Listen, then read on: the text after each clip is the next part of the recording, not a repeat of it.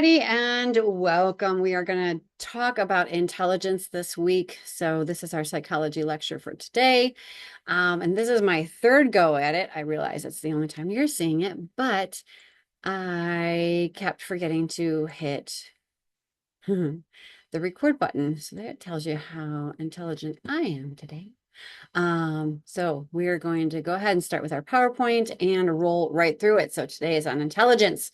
We're going to talk about assessments, dynamics, genetics, and environmental influences. So first, we're going to talk a little bit about what the heck is intelligence? What does it mean to be intelligent or not so intelligent? So intelligence is the ability to learn, solve problems, and adapt to new situations.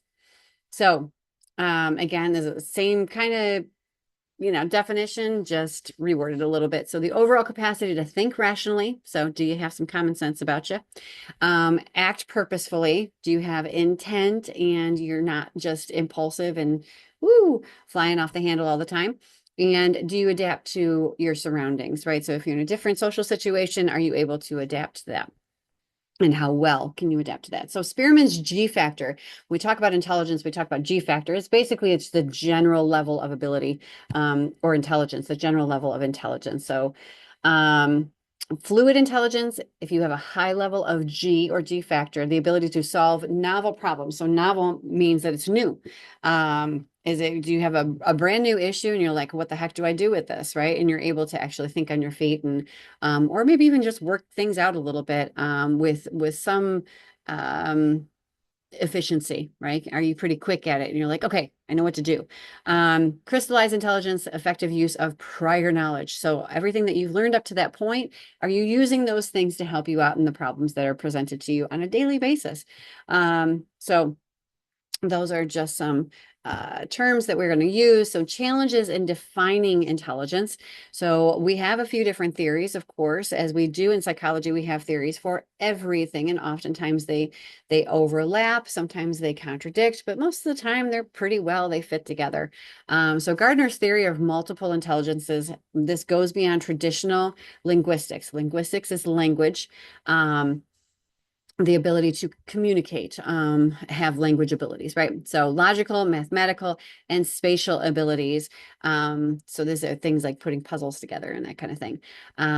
So are you aware of what your body is doing in space and time? So I don't mean outer space. I mean the space in which you live and take up on this planet Earth.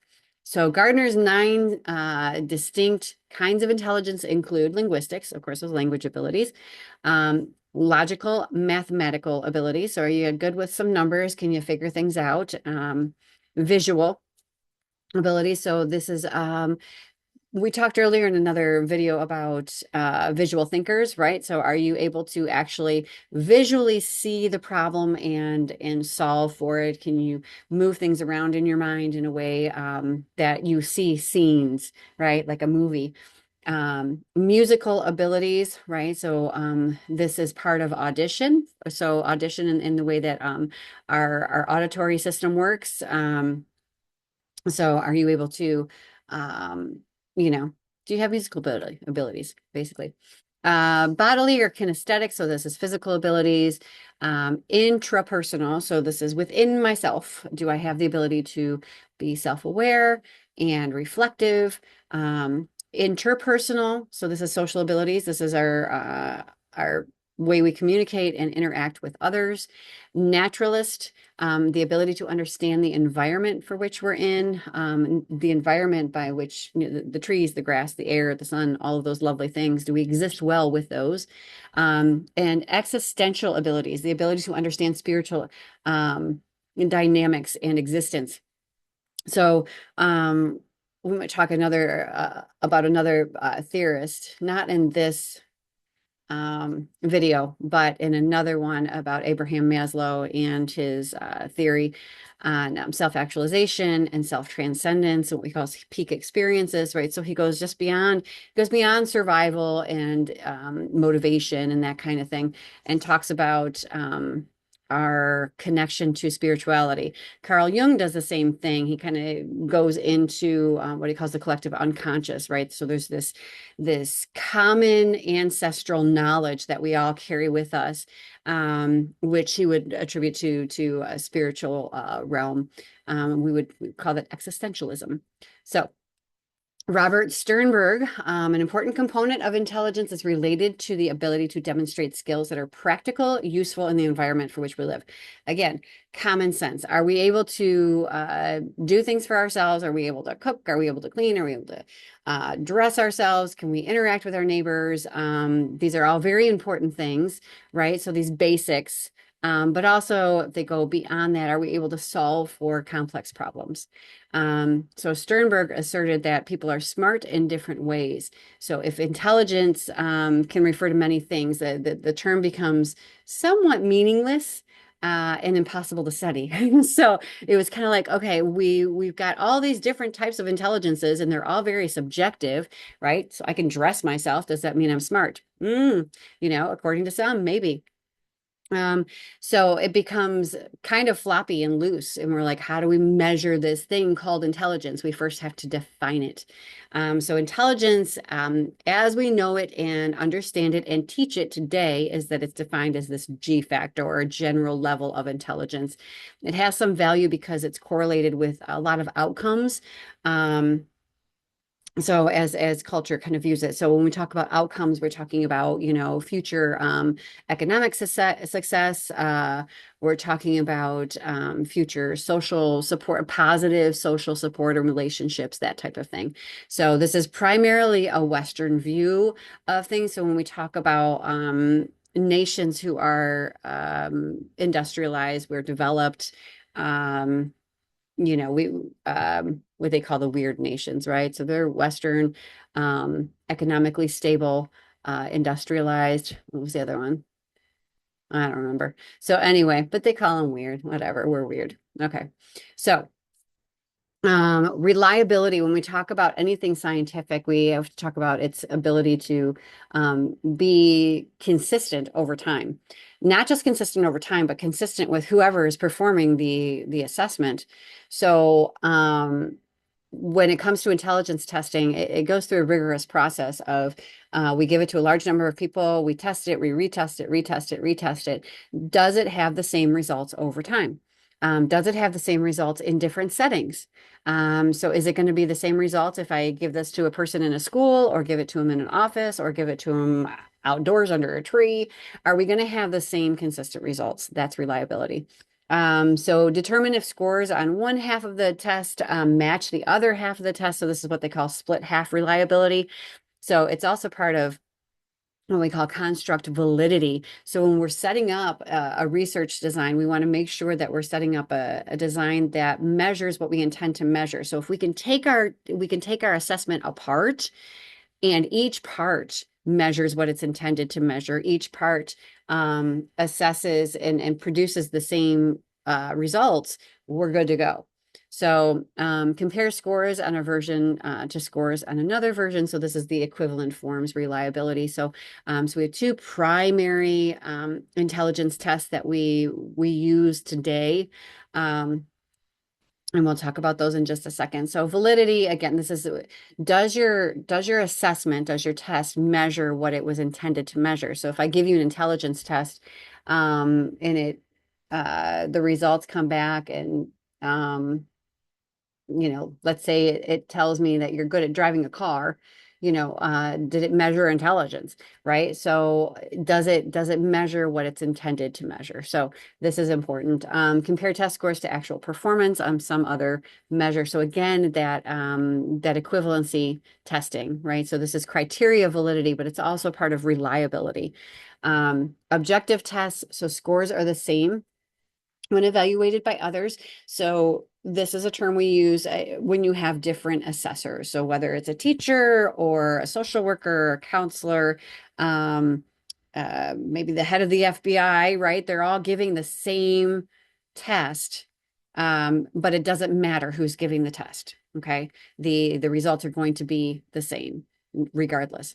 So test standardization, so standard procedures are used in testing. So you've got a specific amount of time, you can only have a pencil, right? So there are procedures and protocols and rules for test taking that need to be followed in order for the test to be valid and reliable. The term norms just simply means that this is the average score of a large group, must be similar to those for whom the test was designed. So if you give an intelligence test to 400 people and all of them score 130 and above, right? Let's say their range was 130 to 160. Clearly, there's something happened here.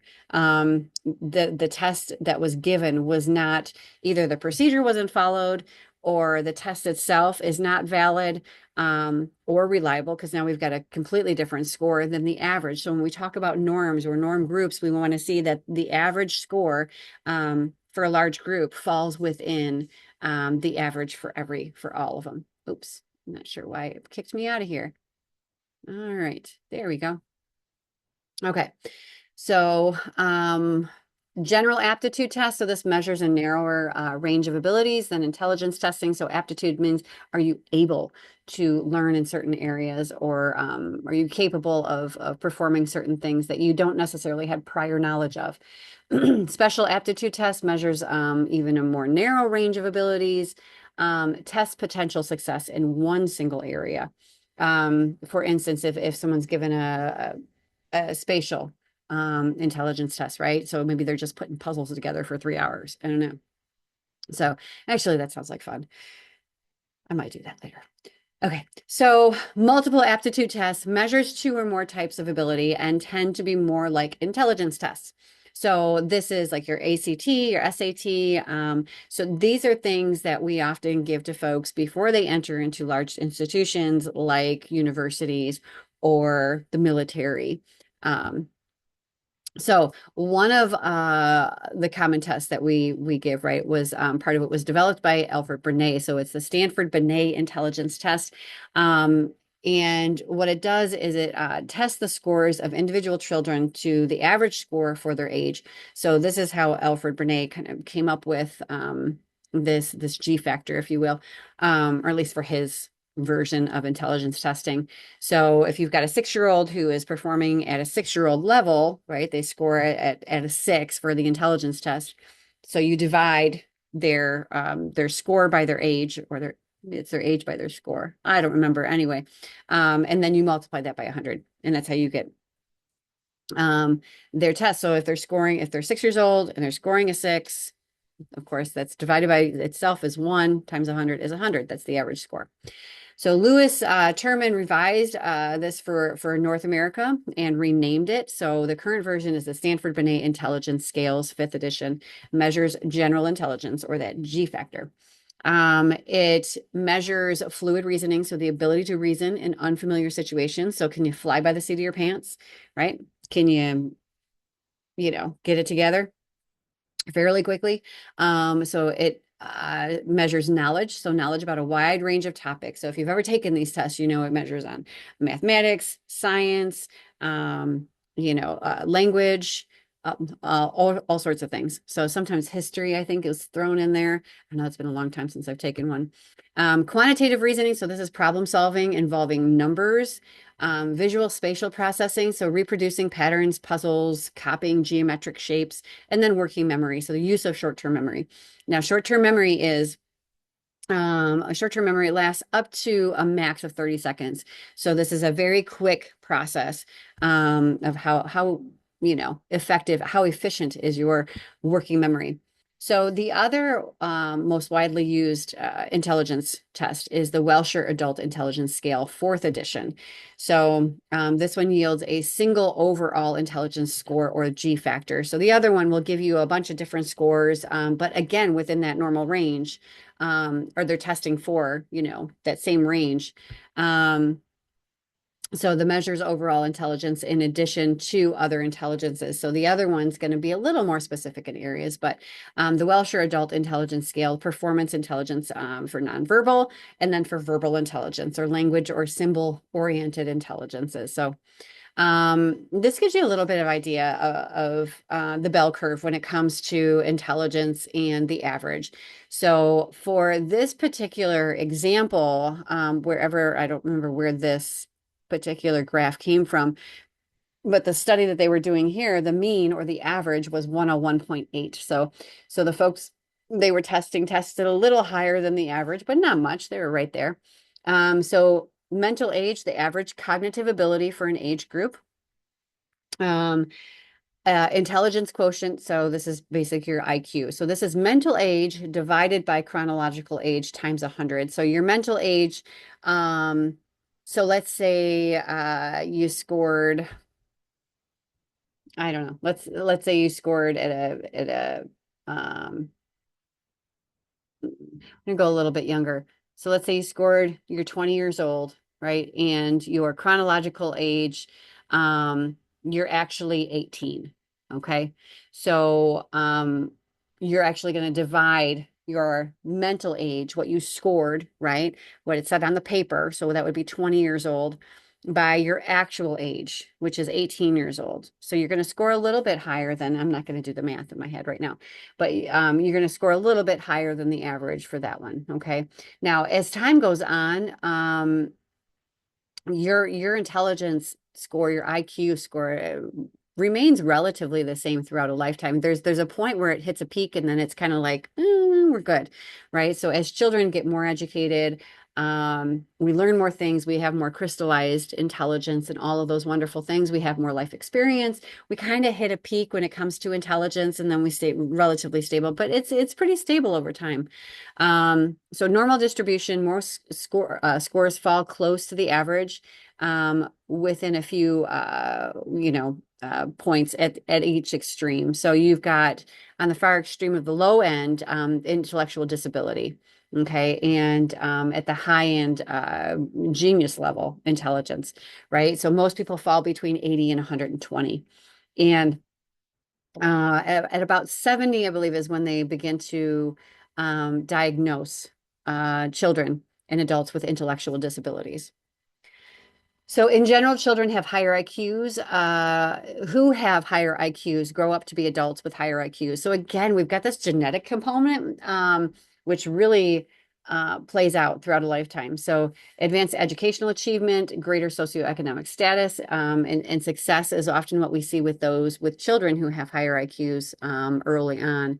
So traits, personality traits such as optimism, studiousness, attentiveness are also related to later on success. So in another video, we'll talk about personality and personality traits and temperament and how that plays a role in future successes. But for now, we'll stick with intelligence. So National Association for Gifted Children notes giftedness can include aptitudes such as music or language, in addition to intellectual strength. So intellectual disability, yeah, so around the score of 70 or so and below is when diagnoses start rolling in.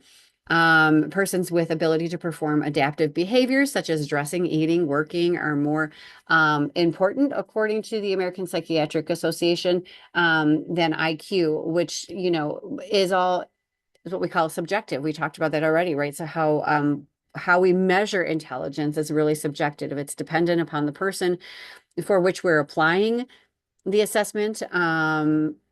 There's a lot of things that flow into that. So the tests that are actually performed are an objective test that give us a measure of really where someone falls. However, it doesn't assign them a worth or a human value, right? So we have to keep that in mind as well. So savant syndrome, limited general intelligence accompanied by exceptional mental ability in one or more narrow areas. So we see this sometimes, not all the time, and certainly not super often. It's still relatively rare that you've got someone who's really, really a savant. But folks with autism, sometimes we will see those with autism have a special ability in some area, whether it's math or science or music. They really excel in one area or another and become maybe even fixated in that area, like that consumes their day. So causes of intellectual disability, so familial intellectual disability. So oftentimes it can stem from genetics. So physical disorders like birth defects, fetal alcohol damage, metabolic disorders, genetic abnormalities. So biology can play a role, but environment really impacts how genes, how your genetic wiring is turned on or off. If you have the capacity, right, or the potential, if you're born with the potential to have an IQ between, let's say, 90 and 120, but you're thrown into an environment where you don't have enough food, you don't have the nutrition, you don't have any social or emotional support. There's no stimulation to get those neurons firing and wiring, right? You don't have that. Then the genetics that you were born with, you may be on the lower end of the potential there.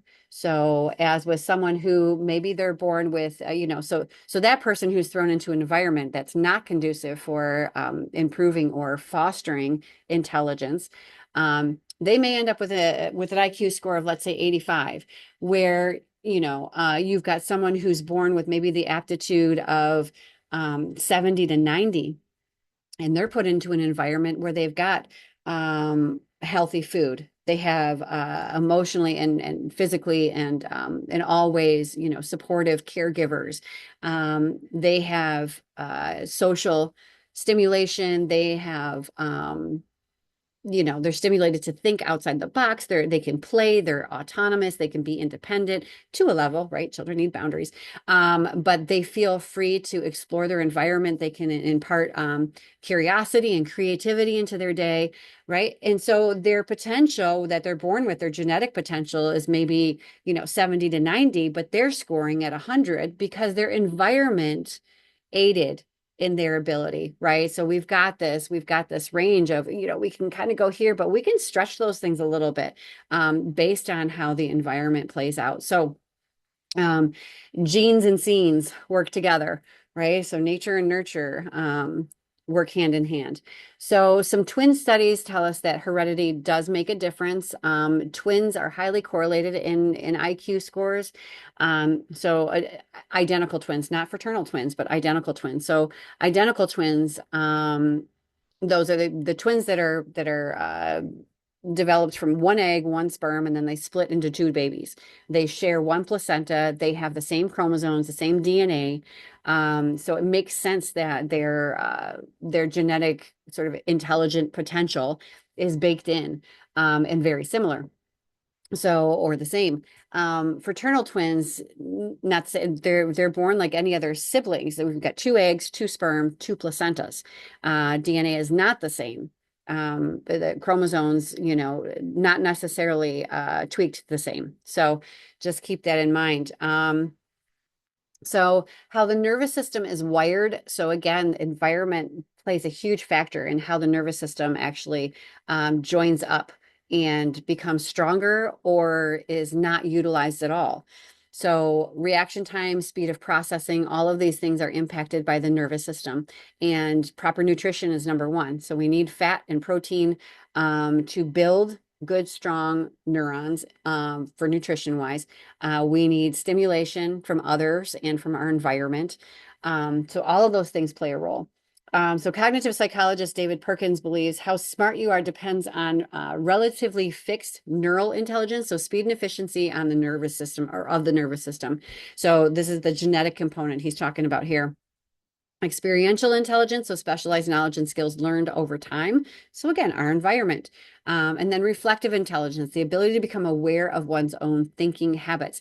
Now, this doesn't become real I would say efficient, or it doesn't even really come online all that much until after puberty. So really in the adolescent stages where we see reflective intelligence coming online and then getting stronger and stronger, but they're still kind of in the bubble of comparison, compare and contrast to their social environment, which we all do.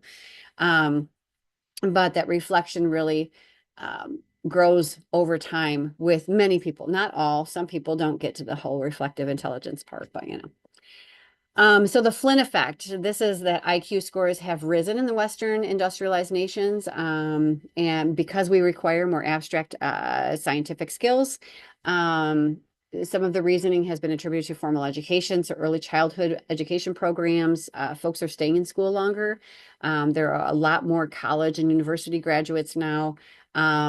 This allows parents to work and improve their standard of living. So really socioeconomically, we've improved over the last 50 to 70 years. Kids are staying in school a lot longer. They're getting a whole lot more information and knowledge. And I know the whole COVID thing threw everything off, and we've got to get back on track with that. But to a great degree, we still have improved over the last 50 to 70 years when it comes to this. We just have not improved over the last 10 years-ish. So we gotta get back to some learning. So intelligence in everyday life, artificial intelligence when it comes to AI, when it comes to a computer producing your information, the problem is it's less effective, less efficient. If you already know the information, then you don't have to go to the computer, you don't have to Google it.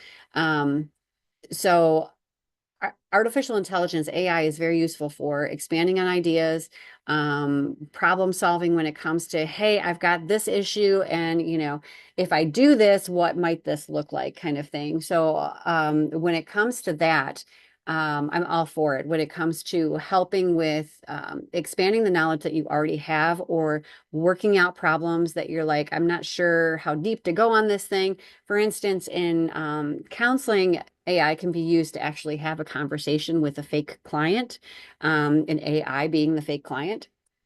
So it can help give you practice in that areas. However, AI is still was still developed by humans, right? So it's prone to some fallacies, and some what we would call misinformation now. So you need to be really, really careful and still do your research when it comes to AI, and still come up with your own ideas, because if we rely on computers and Google to do everything for us, our intelligence really is going to hit the floor. It's just going to bottom out, and we are going to be just a giant world of dumb people. Just saying. Okay, so understanding emotional intelligence. So this is the ability to perceive, use, and understand emotions in ourselves and others. The ability to maintain those feelings effectively, or manage those feelings effectively, excuse me. So basically just holding your shit together, right? Going through your day and being like, I'm not going to lose it because someone said blah, blah, blah, right? This means you're emotionally stable from one day to the next. People know what to expect from you. Okay. This is a collection of skills, something that can be improved upon and associated with other traits such as being pro-social or antisocial behavior. So basically, emotional intelligence, can you adapt yourself in a way that you can interact with the world positively, right? So you can get through your day, you can be kind, you can basically not lose your shit, right? And still maintain some semblance of esteem and efficacy. So, again, so those elements are perceiving emotions in yourself and others. So we call that empathy. Not sympathy, not I feel so bad for you, but I can see maybe where you might be coming from, but maybe I still don't agree. Using emotions to enhance thinking and decision making, promote personal growth, improve relationships, understanding emotions to gain useful information, and managing your emotions and those of others. So, if someone else is losing it on you, then you don't lose it too. Okay. So that is the end of our uh, lecture on intelligence. And I know that was a lot of information, and I hope it was useful. And that's it for me. So I'll see you around. Bye.